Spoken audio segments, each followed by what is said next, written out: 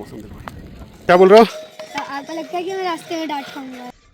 और कोई गाड़ी ऊपर नहीं आ रही थी, कोई गाड़ी नीचे नहीं जा रही थी। हम लोग बहुत बुरे फंस गए थे।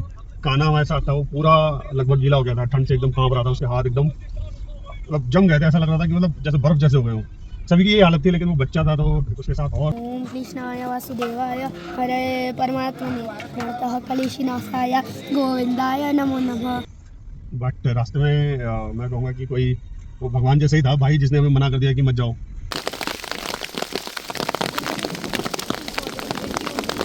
अनएक्सपेक्टेड एक्सपीरियंस था, मतलब मैंने सोचा ही नहीं था कि ऐसा हो सकता है।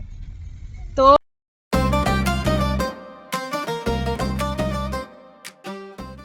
है ना। Good morning. तो अभी टाइम हो रहा है अराउंड 5:40।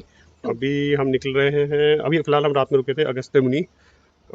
यहाँ आप देख सकते हो, ये है people hotel and resort, sorry restaurants. अभी हम निकल रहे हैं तुंगनाथ के लिए। फिलहाल यहाँ से दिखा रहा है 2 घंटे अप्रोक्स। तो वहाँ पहुँच के फिर हम स्टार्ट करेंगे और अपनी। टाइम तो बता दो कितने बजे आया? कितने बजे हम लोगों ने प्लान किया था? 4 बजे निकलने का, बट निकलते निकलते 6 बज गए। और मुझे लगता है कि 8:30 बजे से हम लोग यात्रा स्टार्ट करेंगे तुंगनाथ मंदिर के लिए। हाय दोस्तों, आप कैसे हो? आप ठीक हो? मैं भी ठीक हूँ। सो आज अब हम निकल गए हैं तुंगनाथ के लिए और अभी इधर से है 1 hour 33 minutes दूर में। अभी 1 घंटा तो लगेगा और 1 hour 33 minutes तो लगेंगे ही। और हम मिलिए मेरी मम्मी जी से। हम निकल चुके हैं तुंगनाथ यात्रा के लिए और ये एक वन ऑफ द मतलब हाईएस्ट पीक शिवा टेम्पल है। तो इसकी ट्रैकिंग में लोगों को 5 से 6 घंटे लग जाते हैं। हम कोशिश करेंगे कि हम थोड़ा सा जल्दी कर पाए, कोशिश रहेगी हमारी। अभी ऐसा लग रहा है कि यहाँ से रोड थोड़ी सी और पतली होने वाली है।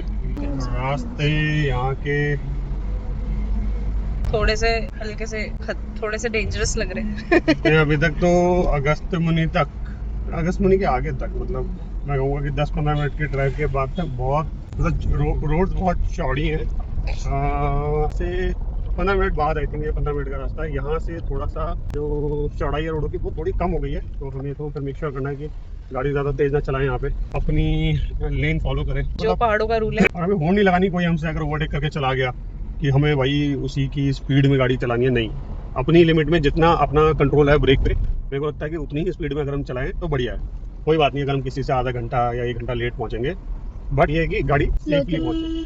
पहाड़ में स्लो आगे व्यू, अगर हम तेज चलाएंगे पहाड़ी में तो गिरने के भी चांस। सही कहा आपने बिल्कुल। देखो ये रास्ता है, वाला रास्ता जाता है केदारनाथ के लिए, वो बोर्ड दिखा। ये लेफ्ट साइड जाता है केदारनाथ के लिए और ये जाता है चोपटा के लिए। ये सीधा रास्ता बहुत अच्छा लगा। हम आ चुके हैं ओखी मठ में। कितने बजे निकले थे? हम निकले थे 5:40 मतलब 5:45 पे निकले थे हम, हाँ, हाँ। और अभी हो गया है टाइम 6:24। तो ऑलमोस्ट 45 मिनट्स लगे हमें यहाँ पे ओखी मठ पहुँचने। रास्ता अच्छा है। अभी यहाँ से डिस्टेंस रह गया 44 मिनट तुंगनाथ मंदिर का। और जैसे जैसे आगे बढ़ते जा रहे हैं वैसे वैसे रास्ता चढ़ाई होती जा रही है। अब तो स्टीप चढ़ाई आ गई तो बहुत ही सीनिक व्यू है यहाँ पे। थोड़ी सी ठंडा ठंडा मौसम हो गया, ठंड लग रही है, अब लगनी शुरू हो गई है। देवप्रयाग तक तो बहुत ही नॉर्मल, जैसे दिल्ली नोएडा का मौसम है, बिल्कुल वही चल रहा है वहाँ पर भी। देवप्रयाग क्या अगस्त मुनि तक भी? अगस्त चोपटा में मौसम थोड़ा ठंडा है, मतलब बहुत ज्यादा ठंडा भी नहीं है, सही है, अच्छा मौसम है। एक लाइट जैकेट से भी काम चल जाएगा। यहाँ के मौसम का पता नहीं है भाई, तो कपड़े तो अपने पूरे लेके आने चाहिए। आप मतलब वही प्रिकॉशंस लेके पूरे चलने हैं, सब कुछ रखना है अपने पास, raincoat, jacket, trekking shoes. तो चलिए सफ़र को और मज़ेदार बनाते हैं। कान्हा को हमने पंचकेदार की स्टोरी सुनाई थी, बट समहाउ रिकॉर्ड करना भूल गए। कोई बात नहीं, रिकॉर्ड करके मैं दोबारा से ऐड कर देता हूँ। तो हुआ क्या था, जब महाभारत का युद्ध समाप्त हुआ, पांडव ने कौरव को हराया और हस्तिनापुर पे राज किया। तो काफ़ी टाइम बाद 5 पांडव वापस आए श्री कृष्ण के पास और बोले, भगवान हम लोग जीत तो गए हैं बट हम लोग खुश नहीं हैं। तो श्री कृष्ण जी बोलते हैं कि हाँ भाई बताओ क्या प्रॉब्लम है तुम लोगों को। तो बोलते हैं कि हम लोगों ने महाभारत में अपने भाइयों की, गुरुओं की हत्या करी है और हम इससे मुक्त होना चाहते हैं। तो प्लीज़ आप हमें बताइए कि कैसे हम इससे मुक्ति पाएँ। तो श्री कृष्ण कहते हैं इससे तो आपको सिर्फ भोलेनाथ ही मुक्ति दिला सकते हैं, परंतु वो आपसे मिलना नहीं चाहते हैं क्योंकि वो आपसे बहुत नाराज़ हैं आप लोगों से, पांचों से। तो पांडव बोलते हैं कि नहीं, हम मिलेंगे, ज़रूर मिलेंगे भोलेनाथ जी से, क्योंकि हमें ये किसी भी तरह से हत्याओं का बोझ अपने कंधों से हटाना है। तो कृष्ण जी कहते हैं ठीक है, आप काशी जाओ, मिलो उनसे। तो पांडवास निकल जाते हैं हस्तिनापुर से काशी की ओर भोलेनाथ जी से मिलने। तो जैसे ही वो काशी के पास पहुँचते हैं, भोलेनाथ उनको देख लेते हैं, कहते हैं कि भाई ये लोग यहाँ पे आ गए, बट मैं इनसे मिलना नहीं चाहता हूँ, मैं इन लोगों की शक्ल भी नहीं देखना चाहता हूँ। तो भोलेनाथ जी काशी से अंतर्ध्यान हो जाते हैं और केदार में आ जाते हैं। काफ़ी ढूंढने के बाद भोलेनाथ जी को, जब पांडवों को के भोलेनाथ नहीं मिलते हैं, वो दोबारा से श्री कृष्ण को याद करते हैं। श्री कृष्ण जी अपने दर्शन देते हैं पांडव को, तो कहते हैं कि क्या हो गया, क्यों बुलाया तुम लोगों ने। तो पांडव कहते हैं कि भोलेनाथ तो यहाँ पे नहीं है, कृपया हमारा मार्गदर्शन कीजिए, कैसे हम लोग इस हत्या से मुक्त हो सकते हैं। तो श्री कृष्ण कहते हैं कि मैंने भाई पहले बताया था, वो तुमसे नहीं मिलना चाहते हैं, तो एक काम करो, तुम लोग केदार की तरफ चले जाओ, वहीं पे भोलेनाथ हैं। तो पांडव ये सुन के केदार की ओर निकल चलते हैं। तो जैसे ही वो केदार के पास पहुँचते हैं, भोलेनाथ जी उनको देख लेते हैं, कहते हैं कि भाई ये लोग फिर से आ गए मेरे से मिलने के लिए, लेकिन मैं इनसे फिर भी नहीं मिलूंगा। तो भोलेनाथ जी क्या करते हैं, वहाँ पे बहुत सारी गाय बैल होते हैं, तो वो भी एक नंदी का स्वरूप बना के उन्हीं के साथ मिक्स हो जाते हैं। अब पांडव आते हैं, वहाँ पे देखते हैं चारों तरफ, भोलेनाथ उन्हें कहीं नहीं दिखते, तो वो बड़े परेशान और व्याकुल होते हैं। तभी भीम की नज़र पड़ती है सारी गाय बैल पे, और वो समझ जाते हैं कि ये जो बैल है, नंदी है, ये होना हो प्रभु भोलेनाथ ही हैं। तो क्योंकि उनका स्वरूप अलग दिख रहा होता है बाकी बैलों से। भीम अपना विशालकाय रूप बनाते हैं, 2 पहाड़ों के बीच में पैर रख लेते हैं, और उनका मानना ये होता है कि जो बाकी गाय बैल होंगे वो तो पैरों के नीचे से निकल जाएंगे, परंतु जो प्रभु होंगे, भोलेनाथ जी होंगे, वो नहीं जाएंगे। और ऐसा ही होता है। भोलेनाथ समझ जाते हैं, मतलब इन्होंने मेरे को पहचान लिया है, तो वो क्या करते हैं, ज़मीन के अंदर समाते हैं, नीचे धरती के अंदर। तो जैसे ही भीम ये देखते हैं, वो क्या करते हैं, नंदी भगवान का हम्प पकड़ लेते हैं ऊपर से ही, मतलब वो जो पीठ पे होता है कुबड़ा सा, वो पकड़ लेते हैं बैल का। तो वो वहीं पे ही पकड़ लेते हैं, वहीं पे रुक जाते हैं। तभी भोलेनाथ प्रकट होते हैं और बोलते हैं कि भाई मैं तुम लोगों के इस परिश्रम से खुश हुआ, और मैं तुम लोगों को तुम्हारे भाइयों और गुरुओं की हत्या से मुक्त करता हूँ। तो जब भगवान भोलेनाथ बैल के शरीर के रूप में धरती में समा रहे थे, तो उनके विभिन्न अंग अलग अलग स्थानों पर प्रकट हुए। तो केदारनाथ टेम्पल में हम बाबा के हम्प के दर्शन करते हैं, तुंगनाथ टेम्पल में हम बाबा की भुजाओं के दर्शन करते हैं, रुद्रनाथ टेम्पल में हम बाबा के मुख के दर्शन करते हैं, मध्य महेश्वर टेम्पल में हम बाबा के नाभि और ऊपर के भाग के दर्शन करते हैं, और कल्पेश्वर टेम्पल में हम बाबा के जटाओं के दर्शन करते हैं। तो ये थी पंच केदार की कथा, और अगर आप लोगों को अच्छी लगी तो कमेंट बॉक्स में हर हर महादेव ज़रूर लिखना। तो चलिए शुरू करते हैं आगे की यात्रा। अगर आप सिर्फ तुंगनाथ यात्रा पे आए हैं, तो आपको बनियाकुंड या हनुमान मंदिर पार्किंग पे ही रोकेंगे। तो यहाँ पे आपको पार्किंग लगा के आगे शेयर टैक्सी से जाना पड़ेगा, जिसका अप्रॉक्स रेंट होता है 500 रुपीज़ मिनिमम। तो जितने भी यात्री उसमें बैठेंगे वो 500 रुपये सब में डिवाइड जाएगा। अगर 5 है तो 100 रुपये, अगर 10 लोग हैं तो 50 रुपये। अगर आप बद्रीनाथ यात्रा पे जा रहे हैं तो आपकी गाड़ी यहाँ चेकपोस्ट से आगे जाने देते हैं। बनियाकुंड पे ही आपको काफ़ी सारे बेस कैंप्स और टेंट हाउसेस देखने को मिल जाएंगे। तो अगर आप बुक करना चाहते हैं तो आई थिंक ऑनलाइन चेक करके अपनी बुकिंग करके आ जाइए। तो यहाँ पे बहुत सारे हैं। चलो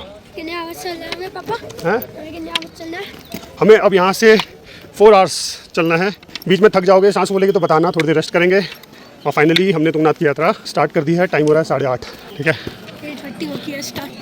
12 बजे हाँ, यहाँ से खच्चर वगैरह मिलता है ना। तो अगर आपके साथ कोई है जो घोड़े और खच्चर में जाना चाहता है तो ये है उसकी प्राइस लिस्ट। ये वाला पॉइंट है, यहाँ से घोड़े वगैरह आप ले सकते हो। मेरे ख्याल से स्टार्ट होने के 10 मीटर से ही स्टार्ट है। घोड़े खच्चर आ जाओ भाई। हर हर साइड हो जाए। कबू क्या बोल रहे हो? आपको लगता है कि मैं रास्ते में डांट खाऊंगा? ऐसा क्यों लगता है आपको कि हैं? ऐसे क्यों लग रहा था वो रास्ते में डांट खाएगा? हम तो डांटने के लिए थोड़ा लाए हैं तेरे को यहाँ पे। कहा ना कबू पीछे देखते रहना, पीछे से घोड़े आएंगे तो। हाँ, कुछ चीज़ों का हमें ध्यान रखना है।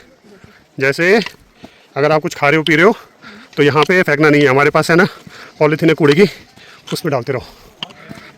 तो अभी हमें लगभग 1 किलोमीटर हुआ है हाईवे। मतलब स्टार्टिंग की चढ़ाई तो काफ़ी एकदम सीधी है। मैडम की हालत देखो, पर नामुमकिन नहीं है। हाँ। खाना कैसा लग रहा है? खाना को तो बढ़िया लग रहा है। खाना तो सबसे आगे था। ज़्यादा आगे खा रही हूँ। खाना को कोई थकान नहीं लग रही इतनी। खाना से पूछेंगे, तू क्यों बता रही है? खाना बताओ कैसा है? नहीं लग रही थकान। खाना तो मेरे साथ वहाँ पे भी चल लेगा, केदारनाथ है ना, बोला वहाँ पे भी नहीं होगा कुछ। ऐसे छोटे स्पॉट्स है ड्रिंक के लिए, यहाँ से बोले चलेंगे। बुरांस का जूस ना बेटा बहुत बढ़िया होता है। वैसे तूने पिया हुआ है, मम्मी लाई थी, याद है जब हम पहाड़ गए थे शादी में। चलो चलो,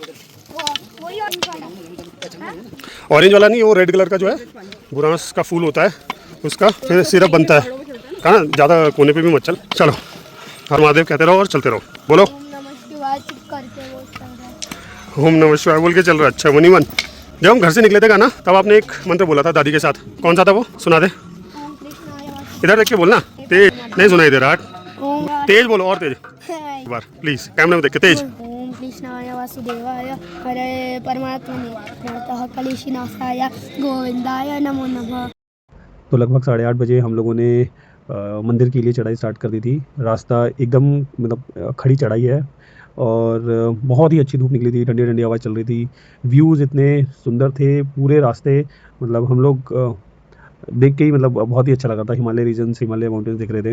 हम लोग एक ही चीज़ दिमाग में रख के चल रहे थे कि ज़्यादा स्ट्रेस नहीं देंगे जल्दी जल्दी चलने के चक्कर में, धीरे चलेंगे, कंटिन्यूसली चलते रहेंगे और बीच में हाइड्रेट होते रहेंगे, तो ताकि विदाउट मतलब किसी भी दिक्कत परेशानी के बिना हम आराम से मंदिर तक पहुंच जाएं। रास्ते में घोड़े, खच्चर, इसने काफ़ी परेशान भी किया क्योंकि ये एकदम से आ जाते थे। आप चल रहे हो, एकदम से पीछे से आ जाएंगे या फिर ऊपर से तेज़ी से आ रहे होंगे, तो आपको एकदम से साइड लेना पड़ता था। तो एक दो बार तो मैंने देखा कि घोड़े फिसल भी गए या फिर जो यात्री घोड़े पे बैठ के आ रहे हैं उनके पैर लग रहे हैं, जो पैदल यात्री जा रहे हैं उनके, तो वो थोड़ा सा एक डर था। बाकी तो सब कुछ बढ़िया था। तो मंदिर के पास पहुंचते ही हम लगभग 1 बजे लाइन पे लग गए थे। 3:30 बजे हम लोगों को बाबा तुंगनाथ के दर्शन हुए। कैसे हुए दर्शन? इधर देख के बताओ, इधर बोलो। बढ़िया दर्शन हुए? हाँ, मज़ा आ गया ना। और अभी बज गए हैं 4:30 बज गए हैं शाम के, और हमने उतरना शुरू कर दिया है। और मौसम एकदम से बहुत ज़्यादा ख़राब हो गया। बारिश का मौसम हो गया। हम सब ने तो नीचे चलो, नीचे धूल मिट्टी नहीं लगेगी, उतरते रहो नीचे को। हम लोगों ने रेनकोट वगैरह सब पहन लिए। इधर